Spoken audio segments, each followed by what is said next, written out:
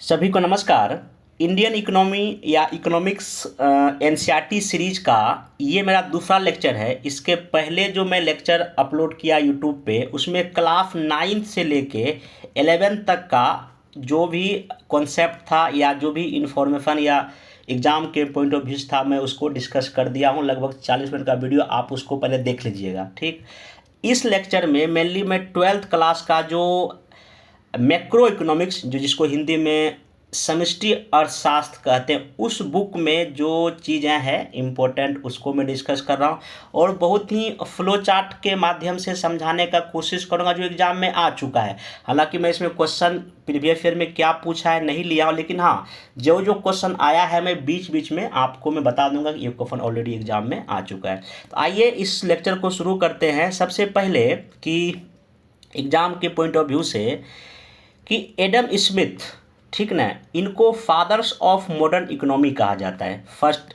आप फैक्ट ये याद रखिए, एडम स्मिथ जो हैं इनका एक बुक का नाम है an inquiry into the nature and causes of the wealth of nations. Short में इसको वेल्थ ऑफ नेशंस भी कहा जाता है। ये क्या था, 1776 में ये बुक आया और ये first major comprehensive book on the subject. इस सब्जेक्ट पहला एक बड़ा बुक था, आप इसको ध्यान में रखेंगे।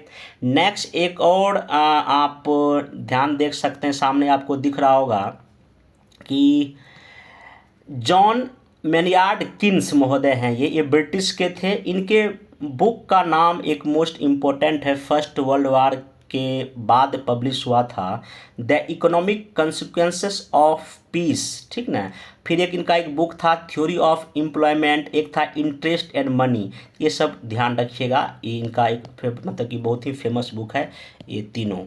अब क्लास 12th जैसे आप ओपन कीजिएगा, मैं एग्जैक्ट एनसीईआरटी के बुक का बात कर रहा हूँ। हालांकि मैं इस पूरे लेक्चर में एनसीईआरटी बेसिस पे ही क्लास 12th में जो स्कूल में, पूरे देश के स्कूल में सीबीएसई बोर्ड में चलता है, उस बुक का मैं लिया हूँ स्क्रीनशॉट।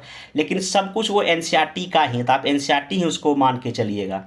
देखिए यहाँ पे लिखा हुआ है, जब हम कभी जीडीपी को काउंट करें, हम बताऊंगा अभी, जैसे कि एक तो होता है अभी फैक्टर कॉस्ट पे काउंट करते हैं, मार्केट प्राइस पे करते हैं। तो सिंपल अभी ध्यान रखिएगा कि भारत में नेशनल इनकम, राष्ट्रीय आय, ठीक ना, का सर्वाधिक जो एक महत्वपूर्ण जो मापक है वो फैक्टर कॉस्ट एट जीडीपी रहा है। फैक्टर कॉस्ट एट जीडीपी, साधन लागत जीडीपी पर रहा है। भारत सरकार का जो सीएसओ है, फैक्टर कॉस्ट, साधन लागत पर जीडीपी और बाजार मार्केट प्राइस पर जीडीपी का आकलन करता रहा है। 2015 में किए गए पुनः अवलोकन में ये जो सीएसओ ने साधन लागत मतलब फैक्टर कॉस्ट पर जीडीपी को आधारित कीमतों पर सकल मूल्य वर्धन मतलब कि ग्रॉस वैल्यू एडिशन द्वारा उसको क्या कर दिया, प्रतिस्थापित कर दिया है, तथा अब मार्केट प्राइस पर जीडीपी, जिसे केवल जीडीपी कहा जाता है, सर्वाधिक महत्वपूर्ण माप है। ये सरकार का चेंज है। तो मतलब अभी हमारी सरकार जो है, सीएसओ जो है, सिंपल ध्यान रखिएगा, जीडीपी एट किस पर, मार्केट प्राइस पर निकाले, जो अब सर्वाधिक महत्वपूर्ण मापक बन गया है। ठीक ना, ये एनसीईआरटी का डेटा है और आप इसको चीज़ें ध्यान दें। अब ऐसा हो गया, लेकिन हाँ, अगर आगे कुछ कुछ और इसमें कॉन्सेप्ट हम चर्चा करेंगे, वो आगे देखिएगा। अभी जो शिक्षक भर्ती का एग्जाम हुआ, सेम टू सेम इसी इक्वेशन से क्वेश्चन पूछ चुका है। देख रही है, ये सी प्लस आई प्लस जी प्लस एक्स माइनस एम, ये जो फार्मूला है जीडीपी निकालने का, ये व्यय या एक्सपेंडिचर विधि पर है, जिसमें सी मतलब जो अंतिम उपभोग पर जो व्यय होता है, उसके बाद ये जो इन्वेस्टमेंट पे, जो निवेश पे जो व्यय होता है, ये सरकारी जो उपभोग या व्यय होता है, ये एक्सपोर्ट माइनस इंपोर्ट है। तो इसको मैं आगे डिस्कस करूँगा। आइए 12th क्लास का जो मैक्रो इकोनॉमिक्स का जो पहला चैप्टर का जो कुछ जो इम्पोर्टेंट चीज़ है, मैं उसको आपसे रिवाइज कर दूंगा। देखिए, वस्तु या जो गुड्स होता है, उसमें एक तो दो तरह का, एक होता है भाई उपभोग या कंजप्शन वाला गुड्स, एक होता है कैपिटल गुड्स, एक होता है फाइनल गुड्स, एक होता है इंटरमीडिएट गुड्स। इसके कॉन्सेप्ट को हम लोग समझ लें। देखिए, उपभोग वस्तु मतलब जिसका हम मानवीय आवश्यकताओं की सेटिस्फेक्शन के लिए करते हैं, भाई संतुष्ट हो गए, जैसे कि अब परिवार के दूध या आइसक्रीम का उपयोग। पूंजीगत वस्तु या कैपिटल गुड्स का मतलब ये हुआ कि उत्पादकों की स्थिर संपत्ति से, जैसे कि अगर कोई आप कंपनी खोलते हैं, प्लांट लगाने में पैसा खर्चा कीजिए या मशीनरी में, ये ऐसे जो चीज़ें होती है पूंजीगत कैपिटल, पूंजीगत गुड्स होता है। फाइनल गुड्स का क्या मतलब है, जब जीडीपी जब काउंट हम लोग करते हैं उसमें फाइनल गुड एंड सर्विस की बात करते हैं।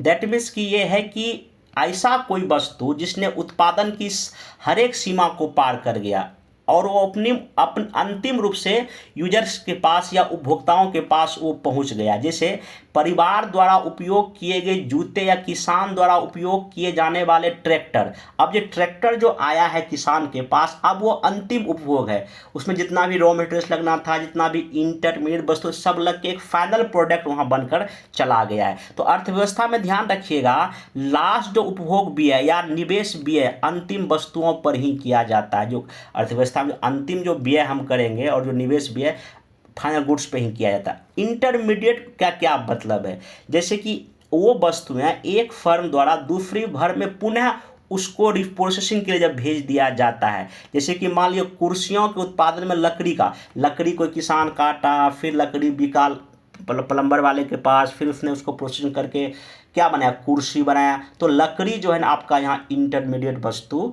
हो गया। ठीक, ये ध्यान रखिएगा, इंटरमीडिएट वस्तु को हम जो है ना काउंट नहीं करते हैं, क्योंकि अगर ऐसा हम करेंगे तो डबल चीज़ें ऐड है जो कि हमारे देश की जीडीपी के आकार को एक्स्ट्रा बढ़ा देगा, जो कि एक्चुअल में ऐसा है नहीं। ठीक, अब यहाँ पे एक चीज़ ध्यान रखने का जो चीज़ ये है जो है कि जो हमारे देश में जो निवेश का जहाँ तक कॉन्सेप्ट है, तो निवेश का मतलब ये है कि एक पूंजी निर्माण की प्रक्रिया है। आप मतलब समझिए कि कैपिटल फॉर्मेशन का एक प्रक्रिया है जिसमें दो तरह की चीज़ हम इसमें करते हैं। सकल मतलब इसमें निवेश में देखिए एग्जाम में जो सिंपल पूछने का जो चांस ये है कि एक तो ये है कि आपका इसमें सकल निवेश, ग्रॉस इन्वेस्टमेंट। ग्रॉस का मतलब ये हुआ कि आपने जो रियल जो नेट जो इन्वेस्टमेंट किया और उसमें कुछ आपका डिप्रिसिएशन या मूल्यह्रास भी तो हुआ है, उसको हम क्या बोलेंगे, ग्रॉस इन्वेस्टमेंट। हाँ, अगर आपको नेट इन्वेस्टमेंट निकालना हो, शुद्ध निकालना हो, तो जो सकल जो ग्रॉस आपने टोटल किया है उसमें जो कुछ घिसाई पिटाई हुआ है उसको कर दीजिए माइनस, तो ये निकल जाए। ये क्वेश्चन एक बार एग्जाम में इस तरह से पूछ चुका है। आप देखिए जो डिप्रिसिएशन या जो मूल्यह्रास का क्या कॉन्सेप्ट है, सिंपल सी बात है, अगर हम कोई काम करते, कोई चीज़ टूट फूट जाता है या कोई चीज़ का हानि हो गया, ऐसे चीज़ों को हम मूल्यह्रास या डिप्रिसिएशन, और ये किसी इकोनॉमी में तो होगा ही होगा। जब कहीं भी मैन्युफैक्चरिंग का काम होगा तो ये आपका चीज़ें होगा ही होगा। एक कॉन्सेप्ट आता है स्टॉक का। स्टॉक का मतलब वो मात्रा है जिनको समय के एक निश्चित पॉइंट पर हम लोग मापते हैं। जैसे कि हमने मापा कि भाई 1/18 को आपके बैंक में कितना खाते में शेष है, वो आपका स्टॉक है। एक होता है प्रवाह, फ्लो, ये क्या होता है, वो मात्रा है जिनको समय अवधि की प्रति इकाई पर हम मापते हैं। मतलब एक कोई डे मतलब कि समय पर इसको हम माप सकते हैं, जिसको प्रवाह में बोलते हैं। इसको हम बोलते हैं आपकी प्रति माह आय, तो इसको हम प्रवाह में नाम रखते हैं। ये एग्जाम में पूछ चुका है, किसी भी देश की इकोनॉमी में कितने मेनली सेक्टर होते हैं। देखिए, एक प्राइमरी, सेकेंडरी, वो अलग चीज़ है। यहाँ पे है अर्थव्यवस्था के मेनली 4 सेक्टर्स होता है, जिसमें पहला तो एक परिवार या हाउस होल्ड वाला होता है, दूसरा आपका प्रोड्यूसर या जो उत्पादक होता है, फिर आपका गवर्नमेंट या सरकारी सेक्टर, और एक होता है विदेशी सेक्टर। तो क्वेश्चन अगर पूछेगा तो कितने सेक्टर, तो ये परिवार, उत्पादक, सरकारी क्षेत्र और आपका ये विदेशी याद रखिएगा, और इसी से मिलके जो है ना पूरा का पूरा आपका एक अर्थव्यवस्था कंप्लीट होता है। पहले परिवार का लोग करेगा, कुछ उत्पादक होगा, फिर सरकार उसमें कुछ ना कुछ अपना नियम कानून लगा, तब जो अंतर्राष्ट्रीय स्तर पर भी आज हम लोग जुड़े होते हैं। ओके, ये ध्यान आप यहाँ रखिएगा, बाकी इसमें और चीज़ें नहीं। हाँ, अब यहाँ पे आते हैं जो सबसे मोस्ट इम्पोर्टेंट कि नेशनल इनकम के टॉपिक में, इकोनॉमिक्स में। देखिए, मैं इसमें सिर्फ जो चीज़ें एग्जाम में आएगा वही डिस्कस कर रहा हूँ, ना ही ज़्यादा ना ही कम। हाँ, इतना कॉन्सेप्ट बता दूंगा कि आपका क्वेश्चन बिल्कुल भी गलत नहीं होगा।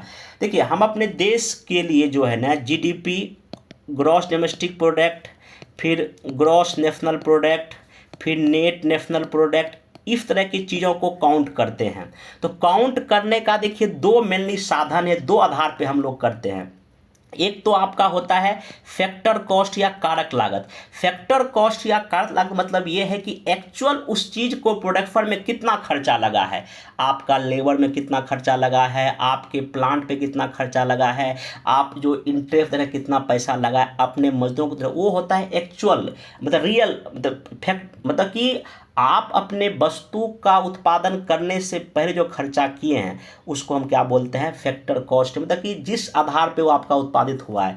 एक होता है मार्केट प्राइस। मार्केट प्राइस का सिंपल सा क्या मतलब होता है, आपने जो एक्चुअल फैक्टर कॉस्ट पे अपने पैसा किया किसी वस्तु के उत्पादन में, अभी वो कंपनी के अंदर है, जैसे वो कंपनी के बाहर आएगा तो क्या होगा, सरकार सामने खड़ी बैठी है, बोला टैक्स दीजिए। तो फैक्टर कॉस्ट में आपने किसी चीज़ का उत्पादन किया है, सरकार उसमें टैक्स दिया जोड़, ठीक ना। और सरकार कभी कभी किसी वस्तु पे सब्सिडी देती है, गरीबों को सब्सिडी कर दीजिए माइनस, तो ये पैसा आपको क्या निकल जाएगा, बाजार मूल्य या मार्केट प्राइस। तो मार्केट प्राइस का सिंपल सा कॉन्सेप्ट क्या है, मार्केट प्राइस बराबर फैक्टर कॉस्ट पे आपने जो भी निकाला है, जीडीपी जीएनपी, कोई दिक्कत नहीं, उसमें से आप जो इनडायरेक्ट टैक्स जो सरकार आपसे ले रही है, इनडायरेक्ट टैक्स को जोड़ दीजिए और जो सब्सिडी है, जो सहायता राशि घटा दीजिए। ये इक्वेशन याद रखिए, बहुत ही काम का चीज़ है। अगर मान लीजिए आपको अगर फैक्टर कॉस्ट निकालना पड़ जाए तो क्या करेंगे, ये देखिए मार्केट प्राइस इधर रहने दीजिए, ये देखिए आपने फैक्टर कॉस्ट इधर लिख ही दिया है,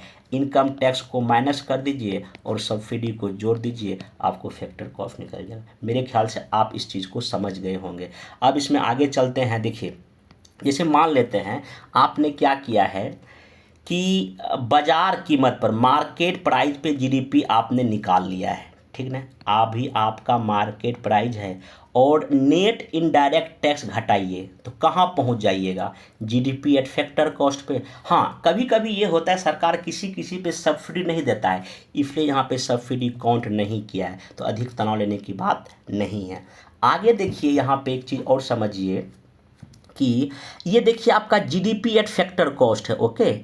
और देखिए ये डिप्रिसिएशन का मूल, ये जो एरो आया है, जैसे आप ग्रॉस में कभी भी मूल्यह्रास को घटाएंगे तुरंत आप नेट में पहुंच जाएंगे, शुद्ध में पहुंच जाएंगे। देखिए यहाँ पे नेट डोमेस्टिक प्रोडक्ट है, ठीक ना, और जैसे ही आप नेट डोमेस्टिक प्रोडक्ट में मूल्यह्रास को जोड़ेंगे ग्रॉस में पहुंच जाएंगे। तो ग्रॉस और नेट का क्या रिलेशन है, ग्रॉस में आप मूल्यह्रास घटाइए, नेट में पहुंच जाएंगे। बस एक फंडा याद रखिए, बाकी चीज़ें बेहतर हो जाएगा, ठीक ना। बाकी इसमें देखिए जो चीज़ें हैं जानने के लायक बस वही है। अब यहाँ आप देखिए क्या लिखा हुआ है, इसको अब मैं इसी को लेता हूँ डायरेक्ट। देखिए क्या लिखा हुआ है, मार्केट प्राइस पर शुद्ध घरेलू उत्पाद, नेट डोमेस्टिक प्रोडक्ट। अब देखिए इसमें क्या माइनस किया है, ये माइनस किया हुआ है नेट इनडायरेक्ट टैक्स। ये देखिए मार्केट प्राइस पे यह भी था, इसमें माइनस जैसे ही करेगा देखिए फैक्टर कॉस्ट में चेंज हो जाएगा, चीज़ें सब वही रहेगा, ये घटा दिया है, ठीक है। इसमें अगर जोड़ेगा तो मार्केट प्राइस पे आ जाएगा। अब देखिए एक और देखिए, जैसे कि ये देखिए ये क्या लिखा हुआ है, कारक लागत में फैक्टर कॉस्ट पे शुद्ध घरेलू उत्पाद, ठीक, इसको ऐसे लेकर आइए। इसमें देखिए क्या क्या किया गया है, आपको मूल्यह्रास जोड़ दिया गया है, फिर आपका यहाँ पे शुद्ध प्रत्यक्ष कर भी क्या किया गया है, जोड़ा गया है। तो इसको समझना बहुत ज़रूरी है। आप अभी कहाँ थे, net domestic product at factor cost पे। जैसे आप इसमें से नेट है, जैसे आप इसमें डिप्रिसिएशन को जोड़िएगा तो पहली बात ये एन तो बन जाएगा जी, तो यहाँ हो गया जीडीपी। साथ ही साथ आप अभी यहाँ फैक्टर कॉस्ट पे हैं और जैसे ही आप इसमें इनडायरेक्ट टैक्स को जोड़ेंगे तो क्या लगता है आप मार्केट प्राइस पे नहीं आ जाएंगे। तो देखिए कॉन्सेप्ट की बात है और ये फ्लो चार्ट कुछ भी नहीं है, इसी फ्लो चार्ट पे पूरा का पूरा GDP, market price, factor cost टिका हुआ है। अगर समझ में आता है तो इसको कीजिए, नहीं आता है फिर भी कीजिए, क्योंकि यहाँ से कॉन्सेप्ट बेसिस पे ही क्वेश्चन पूछेगा, रट्टाफिकेशन बिल्कुल ही इस टॉपिक में नहीं चलता है, ओके। अब सेम टू सेम इसी तरह का एक और फ्लो चार्ट आपके सामने यहाँ दिख रहा है, एक ही चीज़ है। देखिए यहाँ पे आपको, हाँ एक चीज़ मैं फिर बोलना चाहूँगा, देखिए जैसे कि आपने निकाला जीडीपी, पूरा का पूरा आपका जो आपका एक वर्ष का जो अंतिम वस्तु सेवा का जो मूल्य है, ग्रॉस डोमेस्टिक प्रोडक्ट निकल गया। अब इसमें जो पैसा क्या होता है, हमारे देश के अंदर जो दूसरे देश के लोग काम कर रहे हैं वो भी पैसा शामिल होता है, लेकिन उतना पैसा अपना है नहीं। अब हम जो है ना जीडीपी जो है जीडीपी से हम लोग कहाँ जाते हैं, अब यहाँ हम चले जाते हैं ग्रॉस नेशनल प्रोडक्ट, एक कॉन्सेप्ट आता है। और ये ग्रॉस नेशनल प्रोजेक्ट मतलब क्या कि ग्रॉस नेशनल प्रोडक्ट मतलब क्या, अब जैसे कि हमारे देश में भी कुछ लोग काम कर रहे हैं और हमारे देश के लोग भी कहीं और काम कर रहे हैं, तो जब जीडीपी में से आप क्या कीजिएगा, जो अब्रॉड मतलब विदेशों से फुल जो पैसा आता है उसको जब जोड़ेंगे तो आप आ जाएंगे ग्रॉस नेशनल प्रोडक्ट पे। तो जीडीपी में तो उसको आपको जोड़ना पड़ेगा। फिर यहाँ देखिए वही सेम टू सेम चीज़ें हैं जो मैं एक बार फिर से बता देता हूँ। यहाँ देखिए क्या लिखा हुआ है, मार्केट प्राइस पे जीडीपी एक लेखा वर्ष में देश की घरेलू सीमा में सभी उत्पादकों द्वारा अंतिम वस्तुओं का बाजार मूल्य हो गया।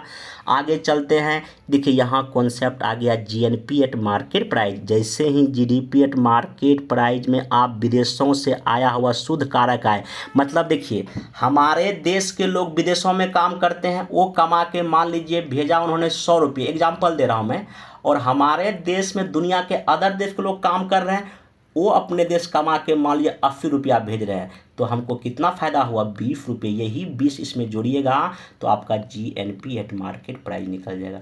बस बाकी वही कॉन्सेप्ट है।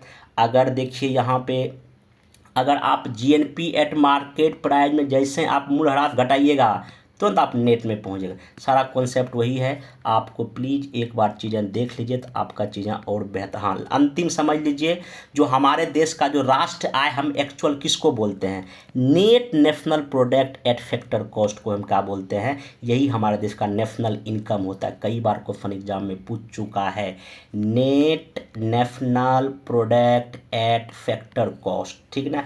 इसका मतलब ये क्या है, पहली बात देखिए ये नेट है, मूल्यह्रास या डिप्रिसिएशन माइनस किया हुआ है। नेशनल है, जो भी पैसा विदेशों से आया है और यहाँ हमारे यहाँ से भेजा गया वो भी प्लस माइनस है, जोड़ दिया गया है। और ये फैक्टर कॉस्ट मतलब ये इसमें आपका इनडायरेक्ट टैक्स नहीं जुड़ा हुआ है, मार्केट प्राइस में जुड़ा होता है। ओके, ये सब कॉन्सेप्ट मेरे ख्याल से आपको पता होगा।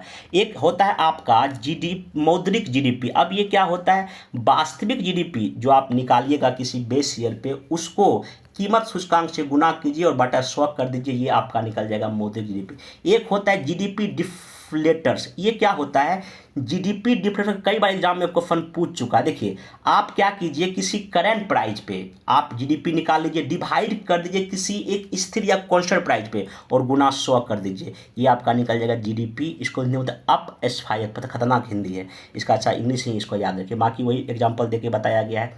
अब आइए कुछ इसमें जो है चीज़ें फिर से मैं एक बार रिवाइज, हालांकि मैं सब कुछ बता ही दिया, फिर भी आप इसको एक बार देख सकते हैं। नेशनल इनकम एक देश के समान निगारियों अर्जित आय है, कारक आय वही जो एक्चुअल पैसा लगता है कि कर्मचारियों को लेबर देते हैं, लगान ब्याज और लाभ पर जो होता है। चलिए नेक्स्ट चलते हैं। हाँ, एक चीज़ ध्यान रखिएगा, नेशनल इनकम में ट्रांसफ़र आय हम शामिल नहीं करते। ये ट्रांसफ़र इनकम क्या होता है, जैसे कि नगद उपहार मिला, विद्यार्थियों को छात्रवृत्ति मिला, ये बुढ़ापा में पेंशन मिला, इसे राष्ट्र अनुमान में शामिल नहीं किया जाता है, ठीक है ना। बाकी तो चीज़ें सब कुछ मैं डिस्कस कर दिया, जो चीज़ था उसी फ्लो चार्ट में यहाँ पे आपको एक बार आप इसको अगर ये पढ़ना है तो एक बार पढ़ लीजिएगा, ठीक ना। चलिए नेक्स्ट अब चलते, हाँ यहाँ पे अब यहाँ से क्वेश्चन कन्फर्म पूछेगा। देखिए किसी देश की जीडीपी को निकालने का मिली 3 तरीका है, एक है प्रोडक्टिविटी उत्पाद विधि, एक है इनकम विधि और है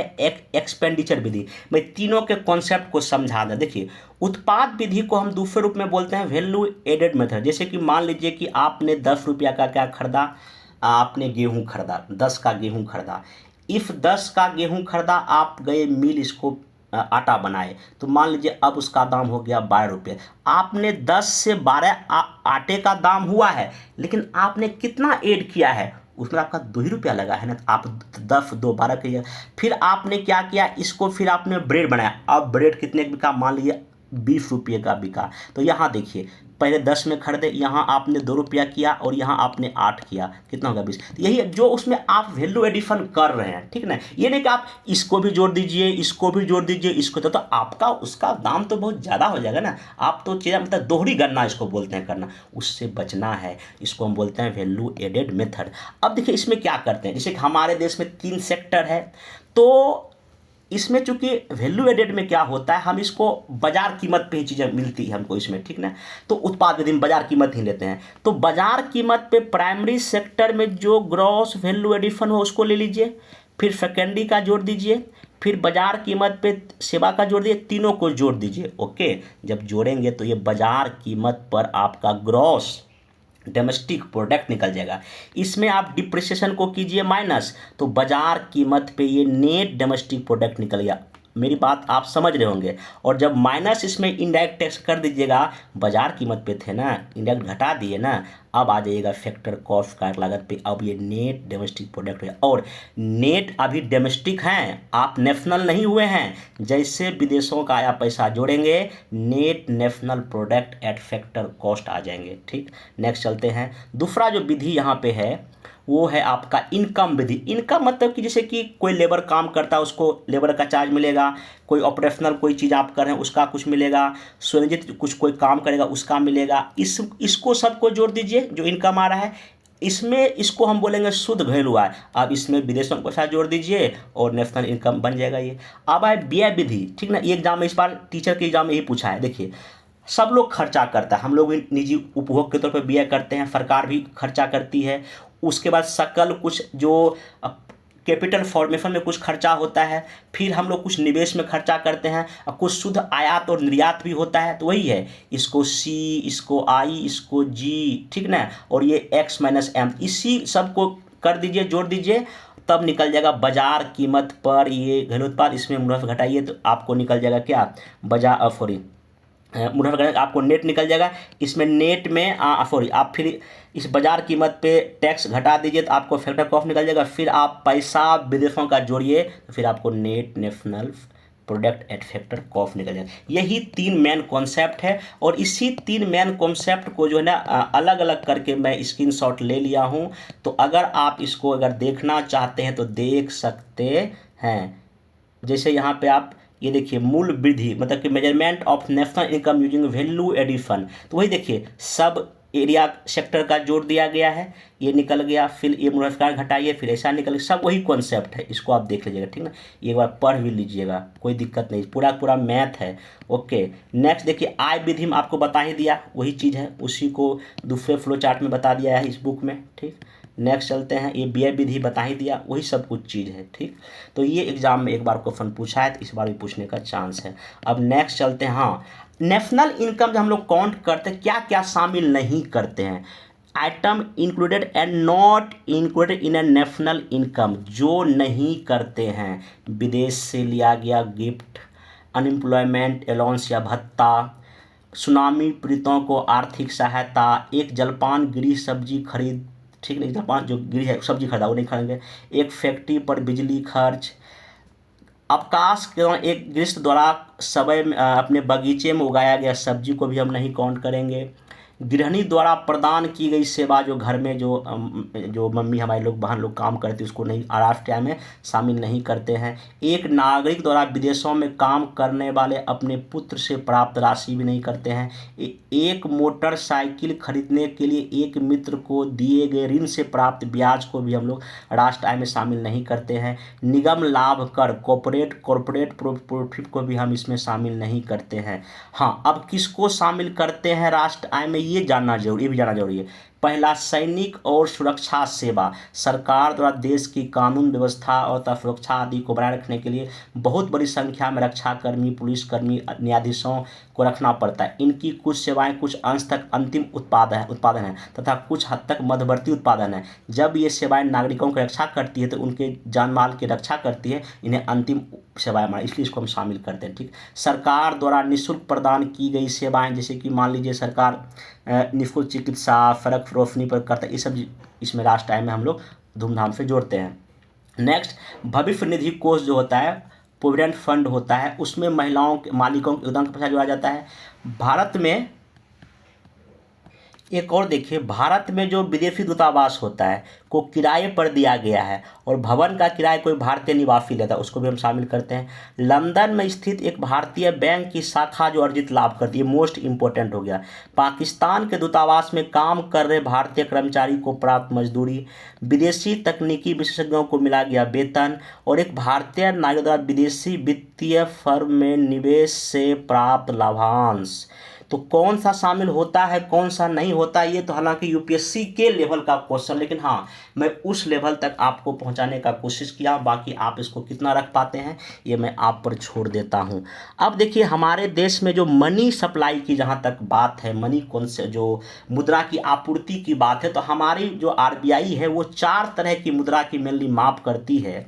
4 तरह की मुद्रा के माप में तो पहला तो है आपका M1, M2, M3, M4। इसमें जो क्वेश्चन पूछेगा मैं उसी पर फोकस करता हूँ। देखिए, M1 मेजरमेंट क्या कहता है, जनता के पास जो करेंसी है, जितनी भी मांग जमाएं हैं, मांग जमाएं जैसे कि डिपॉजिट डिमांड होता है, टाइम डिमांड होता है, वो सब मांग जमाएं यहाँ पे, ठीक ना। और रिजर्व के पास और भी जो जमाएं हैं, तो यहाँ पे समझिए जनता के पास जमा से क्या मतलब है, इससे अभिप्राय मतलब कि जो भी सिक्के और कागजी नोट है जनता के पास वो है। डीडी मतलब ये हुआ कि जनता की मांग जमाएं, डिमांड जो वाणिज्यिक बैंकों में जमा होती है, इन जमाओं को मांगने पर सरकार बैंकों को देना पड़ेगा। अदर डिप्ट में क्या होता है, आरबीआई के पास जो नाबार्ड का पैसा है या किसी और का, आरबीआई के पास विदेशी केंद्रीय बैंकों विदेशी सरकारों की मांग जमाएं हैं, अंतर्राष्ट्रीय संस्था आईएमएफ या वर्ल्ड बैंक का कुछ मांग जमाएं हैं। हाँ ध्यान, अदर डिपॉजिट में क्या शामिल नहीं हो पाता है, देश की सरकार की आरबीआई के पास जो जमा है और देश की बैंकिंग व्यवस्था में जो आरबीआई के पास है, इसको हम शामिल नहीं करते हैं। यही दे देगा, पूछ देगा कौन सा शामिल नहीं होता है, क्योंकि आरबीआई के पास अगर जमा शामिल करें तो इसका कोई मतलब ही नहीं बनता है ना, और सरकार के पास जब वो भी नहीं बनेगा, तो इसलिए दोनों को हम इसमें शामिल नहीं करते हैं। अब इसमें देखिए, ये तो पहला हो गया। अब दूसरा M2 मेजरमेंट में क्या होता है, M2 जो है, M2 की M1 की तुलना में यह एक व्यापक, एक बड़ी अवधारणा है। M1 के सारे कंपोनेंट के साथ साथ डाकघर के जो भी है बचत बैंक जो जमाएं होता है डाकघर हमारे देश में, उसको पैसा जोड़ दीजिए। M3 क्या होता है, ये और व्यापक है। M1 के सभी घटकों के साथ साथ वाणिज्यिक बैंकों की जो शुद्ध सावधि जमाएं हैं, नेट जो जमाएं, और भी जो टाइम डिपॉजिट होता है, क्योंकि सर क्या होता है कभी कभी हम लोग टाइम डिपॉजिट करता है इतने दिन के लिए, वो भी जमा इसमें शामिल कर देते हैं। M4 में क्या होता है, M4 में M3 प्लस डाक की जितनी भी जमाएं हैं, कुल जमाएं, इसको जो है ना हम इसमें हम शामिल कर लेते हैं। एक ध्यान रखिएगा, यदि देश की मुद्रा की आपूर्ति को हम M3 द्वारा मापते हैं, कि M3 द्वारा मतलब aggregate monetary resource of country क्या होता है, M3 ही होता है। इसको आप ये ध्यान में रखिएगा। अगर नेरो मनी की बात किया है तो M1 और M2 है, और ब्रॉड मनी की बात किया है तो M3 और M4 है। हमारे देश की जो इंडियन मॉनेटरी सिस्टम है अभी कागजी करेंसी है, इस प्रकार को हम बोलते हैं पेपर करेंसी स्टैंडर्ड हमारे देश की है। ओके, तो ये चीज़ आप ध्यान में रखिएगा। नेक्स्ट चलते हैं। हाँ, अब जो हमारे देश का जो मॉनेटरी पॉलिसी है उसकी कुछ विधियां हैं, हालांकि आप लोग पढ़े ही होंगे, इसको मैं एक बार रिवाइज करने की कोशिश करता हूं आप लोग के सामने। देखिए, इसमें एक कॉन्सेप्ट छूट गया। एक टर्म होता है कॉन्सेप्ट ऑफ लिक्विडिटी। ये कई बार यूपीएससी यहाँ से क्वेश्चन पूछा है, इसको हिंदी में बोलते हैं तरलता। देखिए, लिक्विडिटी का मतलब ये है कि किसी भी संपत्ति को हम कितना जल्दी नकदी में चेंज कर सकते हैं। जैसे कि अगर आप किसी एक बैंक में अगर आपने टाइम डिपॉजिट का कोई अकाउंट खुला है, वो 5 साल का है, इसका मतलब उसको तुरंत नकदी में चेंज करना मुश्किल है। लेकिन आपका जो करंट अकाउंट है तो वो जब मन तब वहाँ से पैसा आप निकाल सकते हैं, मतलब उसको ज़्यादा हम तरल बोलेंगे। तो इफ कंडीशन से M1 ज़्यादा लिक्विड है, दूसरा M2, फिर M3 और अंतिम में सबसे कम कौन है, M4 है लिक्विड में। ये रेंज ये सिंपल याद रखिए, सबसे ज़्यादा लिक्विडिटी M1, फिर M2, फिर M3 और सबसे कम M4। ओके, नेक्स्ट चलते हैं अब हम लोग। नेक्स्ट जो कॉन्सेप्ट वही है कि मौद्रिक नीति का कॉन्सेप्ट पढ़ना। देखिए आप लोग पढ़े होंगे हमारे देश का जो बैंकिंग सिस्टम है, मेन सबसे जो आपका टॉप में आरबीआई, जिसको हम सेंट्रल बैंक कहते हैं, तो वो हमारे देश में महंगाई या और चीज़ को कंट्रोल करने के लिए कई तरह की मौद्रिक नीति का जो है ना उपयोग में लेती है। तो मौद्रिक नीति में देखिए यहाँ पे दो तरह का मेनली विधि है। एक को बोलते हैं हम लोग क्वांटिटेटिव, दैट मीन्स कि जिसमें मात्रा कम बढ़कर 1% घटा दिए, 2% घटा दिए। एक होता है क्वालिटेटिव, इसके हम मतलब कि कुछ अलग से कि भाई आप इसमें कुछ अलग हम कंडीशन डाल देते हैं। ये मेनली रेट से संबंधित होता है, जैसे इसमें एक है bank rate, repo rate, reverse repo rate, cash ratio, statutory liquidity ratio और ओपन बाजार मार्केट। इस बार शिक्षक भर्ती एग्जाम में यही क्वेश्चन पूछा कि कौन सा मौद्रिक नीति में शामिल है। एक ये था, बाकी और भी दो कोई ऐसा ऑप्शन था जो आराम से आप उसको इजीली छांट सकते हैं। पहला अभी तक बीपीएससी यहीं तक रहा है, कौन सा मात्रात्मक है या कौन सा आपका गुणात्मक है। तो पहली बात तो आप इसको अपने कोने में माइंड में कहीं एडजस्ट कर लीजिए। ओके, अब इस लाइन को पढ़िए। मौद्रिक नीति के उपकरणों के रूप में आरबीआई द्वारा प्रयोग की जाने वाली तीन मेनली जो पॉलिसीगत जो दरें हैं, बैंक रेट, रेपो रेट और रिवर्स रेपो रेट। मौद्रिक नीति के उपकरणों के रूप में आरबीआई द्वारा प्रयोग किए जाने वाले तीन नीतिगत अनुपात, ये रेशियो है, ये चूंकि ये सरकार ये जमा करना पड़ता है, क्या CRR, SLR, ठीक ना, और ये ओपन मार्केट। तो ये भी ऐसे करके एग्जाम में आपसे क्वेश्चन पूछा जा सकता है। अब देखिए यहाँ पे सिंपल सी बात है, आप लोग इस सब repo rate, reverse repo rate, मैं ये उम्मीद करता हूँ आप लोग पढ़े होंगे। तो एक बार फिर भी मैं बता देता हूँ। रेपो रेट का सिंपल सा मतलब है कि कोई जिस रेट पर आरबीआई, यहाँ पे किसकी बात कर रहा हूँ, सेंट्रल बैंक जो है किसी कमर्शियल बैंक को क्या दे रहा है, आपको मुद्रा उधार दे रहा है, ठीक ना। अब यहाँ ध्यान समझिए, कौन दे रहा है, आरबीआई दे रहा है। किसको दे रहा है, कमर्शियल बैंक या वाणिज्यिक बैंक, SBI है, PNB है, ये सब कमर्शियल बैंक हमारे देश का है, ठीक। अब देखिए, अगर मान लीजिए कि रेपो रेट में अगर वृद्धि होगा तो क्या हो सकता है। पहली बात क्या होगा, कमर्शियल बैंक को साख निर्माण के उद्देश्य से नगद कोष जो का निर्माण करने से वो थोड़ा सा मतलब कि डिमोरलाइज हो जाएंगे। मतलब जैसे कि अगर रेपो रेट मान लीजिए, एग्जाम्पल लेता हूँ, ये 4% है, ठीक ना। हाँ, एग्जाम के दिन एक दिन पहले गूगल में सर्च करके करंट रेपो रेट कितना पढ़ के जाइएगा, मैं पहले बता दिया हूँ, ठीक ना। तो देखिए रेपो रेट मान लेते हैं 4% है, अभी मान लेते हैं। अब आरबीआई क्या किया, रेपो रेट बढ़ा के 5% कर दिया, ठीक। देखिए रेपो रेट 4% था, बैंक को, ये आरबीआई को पता था, ठीक ना। अब यहाँ पे जब कम रेट था तो कमर्शियल बैंक क्या करेगा, आरबीआई से ज़्यादा पैसा ले लेगा कि भाई हमको दे दो। तो सिंपल यही है कि जब भी कभी रेट बढ़ रहा है, रेपो रेट जब बढ़ेगा तो वाणिज्यिक बैंक कम लोन लेगा, किससे, आरबीआई से। जब कम लोन लेगा तो ऑब्वियस सी बात है उनके पास मुद्रा की सप्लाई कमी हो जाएगी और बैंक, कमर्शियल बैंक अपने ग्राहकों को अधिक लोन नहीं दे पाएगा। जब मार्केट में पैसा ही नहीं जाएगा तो आपका मुद्रास्फीति या जो महंगाई है वो कंट्रोल हो जाएगा। जस्ट इसका उल्टा समझिए, अगर रेपो रेट मान लेते हैं 5% है, इसको घटा कर आरबीआई का 4% कर देगा। अब रेट कम हो गया, इंटरेस्ट रेट कम हो गया, आरबीआई चाहेगा अधिक पैसा लें और अपने कस्टमर को दें। जब पैसा जनता को देगी तो मार्केट में पैसा ज़्यादा होगा, जब लोग के पास पैसा ज़्यादा आता है खरीदारी अधिक अधिक करता है और इस स्थिति में आपका जो है ना क्या कहते हैं जो महंगाई बढ़ सकती है। वही लिखा है यहाँ पे, वाणिज्यिक बैंक द्वारा मुद्रा की पूर्ति में वृद्धि हो जाता है। अब इस स्थिति में आपका जो है थोड़ा सा महंगाई ज़्यादा हो सकता है। ये आप चीज़ें यहाँ पे ध्यान रखिएगा। या यूँ समझ सकते हैं, अगर मार्केट डाउन है, मतलब मार्केट में पैसा नहीं है, तो आरबीआई क्या करती है, रेपो रेट कम कर देगा। जिसे रेपो रेट कम करेगा, बाजार में पैसा आएगा, खरीदारी बढ़ जाएगी। तो ये चीज़ें जो है ना, रेपो रेट जो आरबीआई समय समय पर इसको कुछ 0% या कुछ परसेंट जो है ना 0.25 या ऐसे करके कुछ आगे पीछे करते रहते हैं अकॉर्डिंग टू मार्केट सिचुएशन के अकॉर्डिंग, ठीक ना।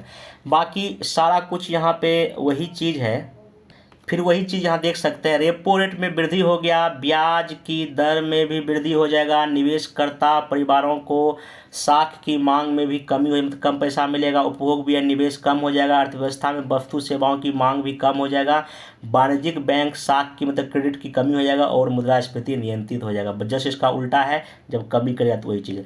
बाकी यहाँ पे देखिए दो तरह का रेट, एक तो बैंक रेट, एक रेपो रेट जानना है। देखिए बैंक रेट सिंपल क्या होता है, बैंक रेट आरबीआई द्वारा कमर्शियल बैंक को बिना किसी कलेक्टर सिक्योरिटी पर दिए जाने वाले ऋण है, ओके।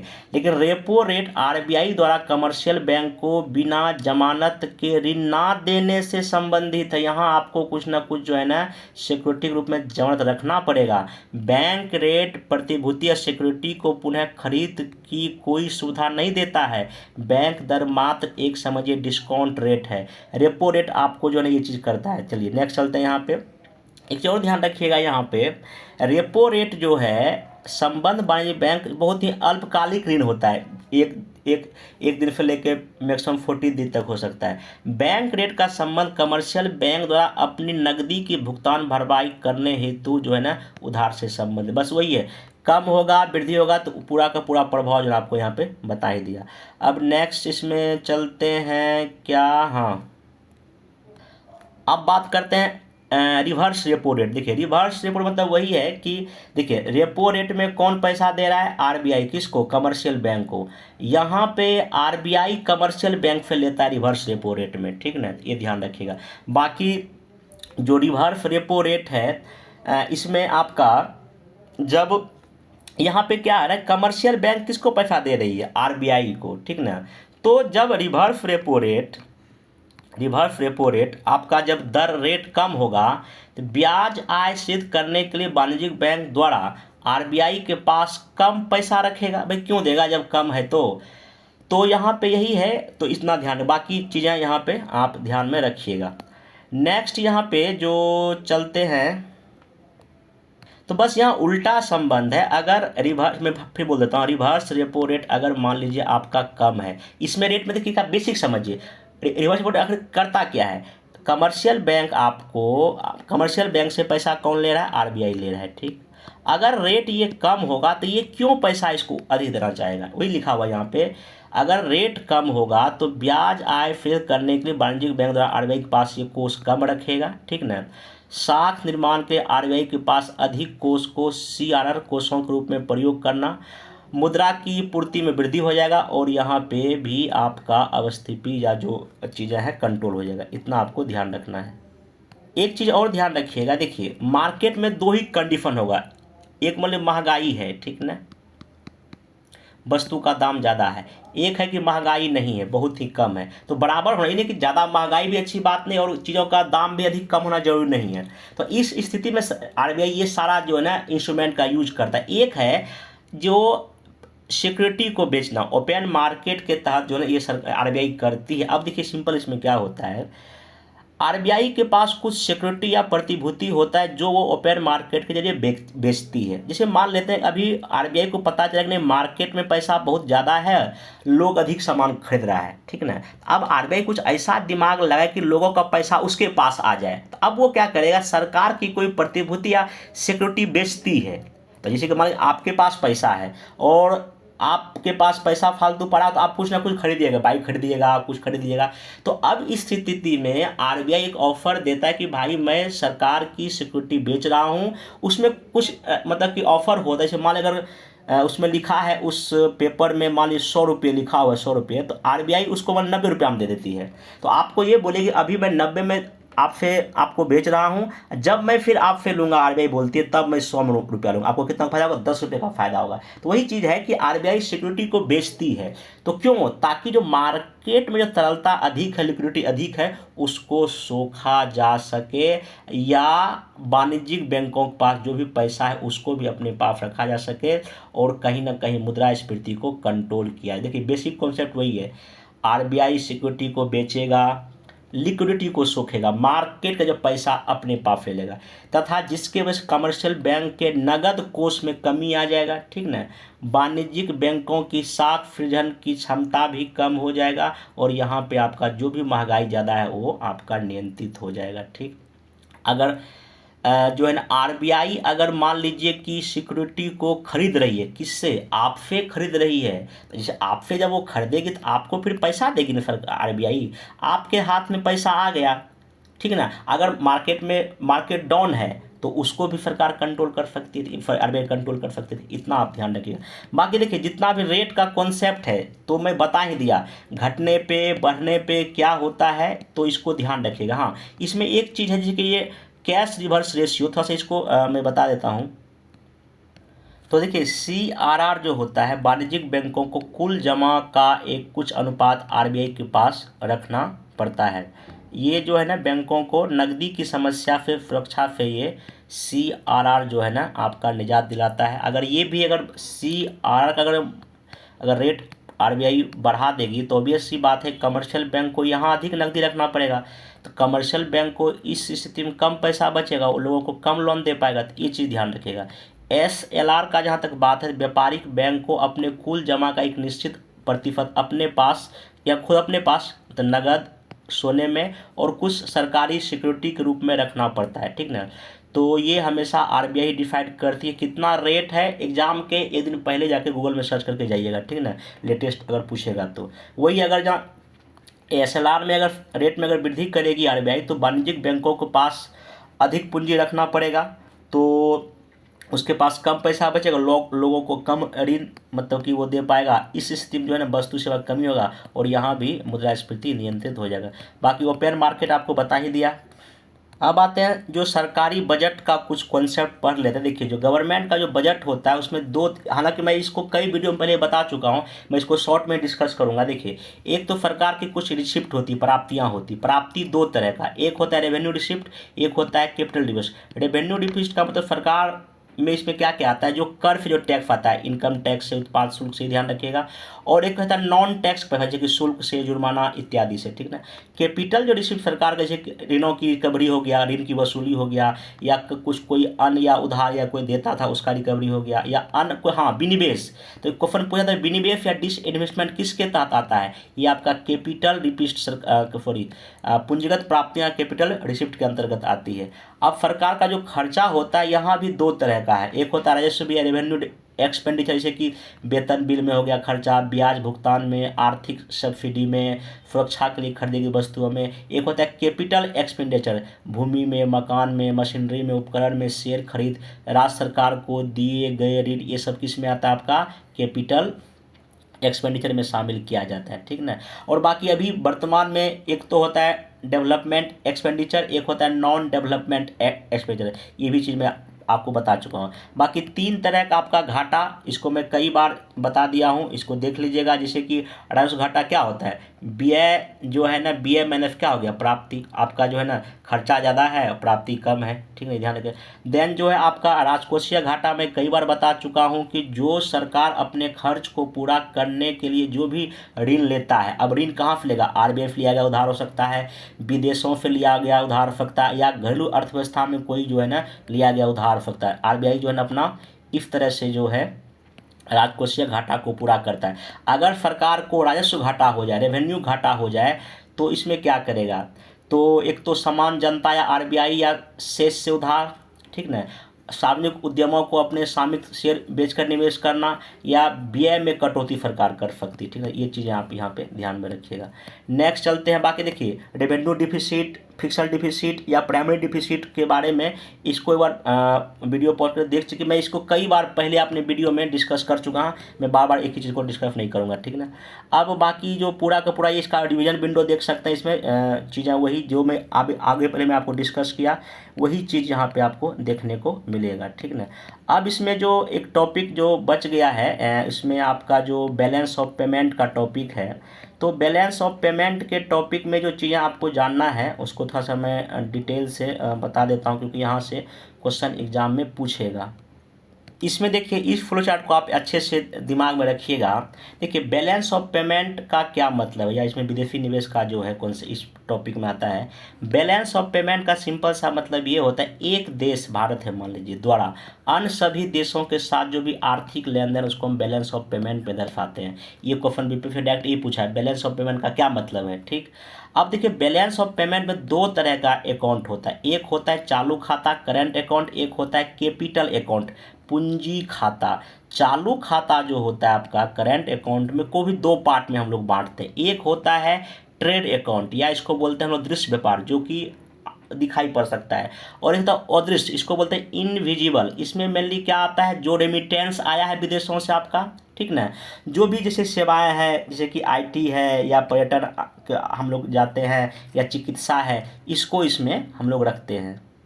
और इसमें एक और आता है इनकम। इनकम मतलब जो भी निवेश का हो सकता है, कर्मचारियों का जो परिश्रम होता है ये इसमें आ सकता है। ये तीन बातें आप इसमें ध्यान रखिएगा।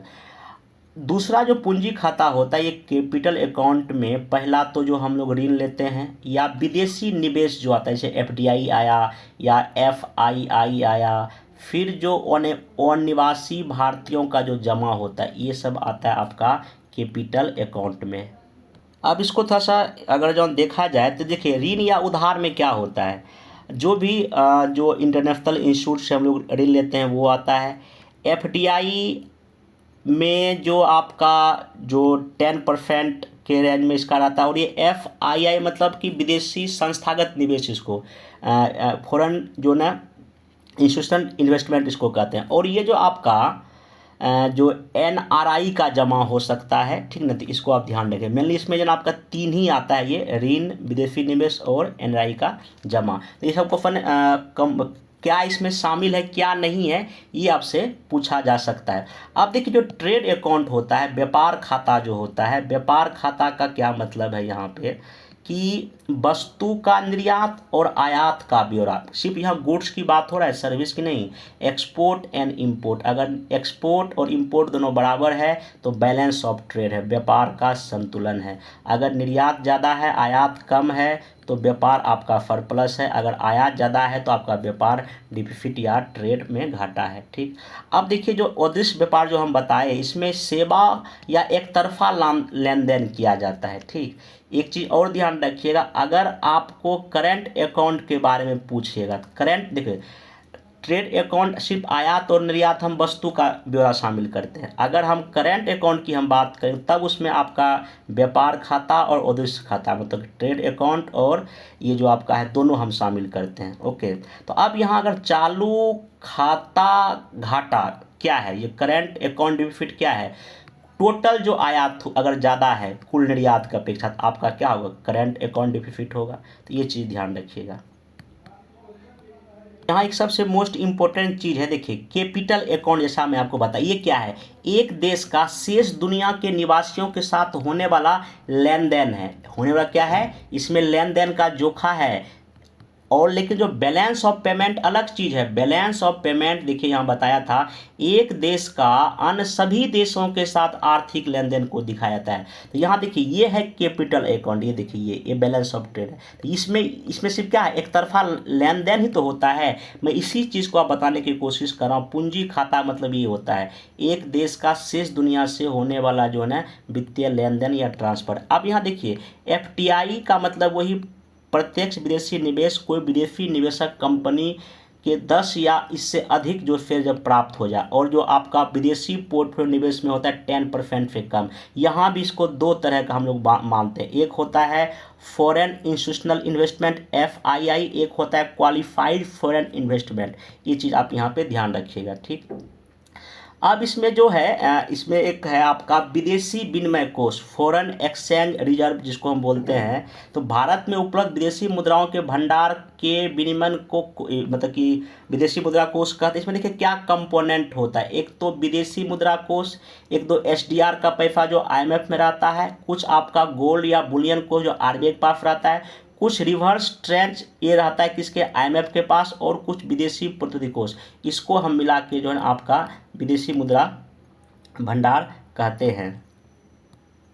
अब इसमें एक कॉन्सेप्ट आता है कि परिवर्तनीयता या कन्वर्टेबिलिटी। ये सिंपल सा ये है कि बाजार परिवेश में मुक्त सौदेबाजी के आधार पर निर्धारित विनिमय दर के अनुसार किसी देश की मुद्रा विदेशी मुद्रा से कितना एक्सचेंजेबल है, कितना एक्सचेंज में स्वतंत्रता है। तो हमारे देश में क्या है, व्यापार खाता जो है, ट्रेड अकाउंट, जिसमें कि वस्तु का आयात निर्यात होता है, वो पूर्णतः मतलब कि परिवर्तन है। ये ध्यान रखिए, क्योंकि वो तो वस्तु का आयात निर्यात तो हमको करना ही पड़ेगा। 1994 में जो है ना सेवा क्षेत्र में भी पूर्ण जो है ना सर्विस को भी जो ना ये परिवर्तन कर दिया गया है, ठीक ना। इस प्रकार चालू भी जो है, लेकिन इसमें चीज ध्यान ये रखना है अभी आपका कि ये पूंजी खाता, मतलब कि जो पूंजी खाता जिसमें कि एक तरफा ट्रांसफर होता है, वो अंशतः है, अंत पूरा 100% नहीं है। और इसी के 1997 में पूंजी खाते के परिवर्तन के लिए SS तारापुर कमेटी का क्या किया गया था, गठन किया गया था। व्यापार खाता सेवा क्षेत्र में भी है, चालू खाता में भी पूर्ण परिवर्तन, लेकिन हाँ पूंजी खाता में एक तरफा ट्रांसफर में हम लोग नहीं किए हैं। ये देखिए इस पे आपका 100% है, इस पर भी है, लेकिन हाँ इस पे अंशतः है, अभी पूरा इस पे हम लोग नहीं किए हैं। ये चीज़ आप ध्यान रखिएगा। बाकी इसमें भी जो क्लास 12 के NCERT में वही चीज़ में अभी डिस्कस जो किया पूरा का पूरा, balance of payment, balance of trade, फिर देन आपका ये चालू खाता में कौन कौन सा कंपोनेंट होता है, फिर आपका पूंजी खाता में कौन कौन सा कंपोनेंट होता है, मैं सब आपको डिस्कस कर दूँ। इसका मैं PDF शेयर कर दूंगा, आप वहाँ से इसको एक बार देखकर पढ़ लीजिएगा। इस प्रकार जो भी क्लास 9th से लेके 12th तक के NCERT में कॉन्सेप्ट फैक्ट जो भी दिया था, मैं 2 वीडियो में आपको बताया हूँ। आगे जो करंट अफेयर्स जो इकोनॉमी है, जैसे कि प्रोडक्शन में पहला कौन है, दूसरा कौन है, तीसरा कौन है, तो उसका एक अलग वीडियो आएगा जो कि करंट अफेयर्स बेस्ड इकोनॉमी होगा। वो मैं कोई वेबसाइट या जो सरकारी डेटा है उसी के साथ आपके सामने आऊँगा। आज या कल ही मैं उस वीडियो को ला दूंगा। 3 वीडियो में पूरा आपका इकोनॉमिक्स जो है मैं कोशिश किया हूँ ख़त्म करने का। बाकी अगर इसमें और अगर कुछ बच जाएगा तो मैं वो भी, जैसे कमिटी का मैं सारा वीडियो बना दिया हूँ, बाकी और जो एग्रीकल्चर का हो गया या इंडस्ट्री का अगर कुछ होगा तो मैं उसको उसी वीडियो में शामिल कर लूँगा। क्योंकि ये रिवीजन का वीडियो है तो मैं कोशिश करूँ उतना आपको टच किया जाए जहाँ से आपका क्वेश्चन आता है। तो इसका PDF नीचे टेलीग्राम दिया है, शेयर कर दूँगा। बाकी 15 वीडियो अपलोड हो चुका है यूट्यूब पर फरा सीखने के लिए, आप उसको देखें, उसका लाभ उठाएं। अब मिलेंगे नेक्स्ट वीडियो में, तब तक के लिए धन्यवाद।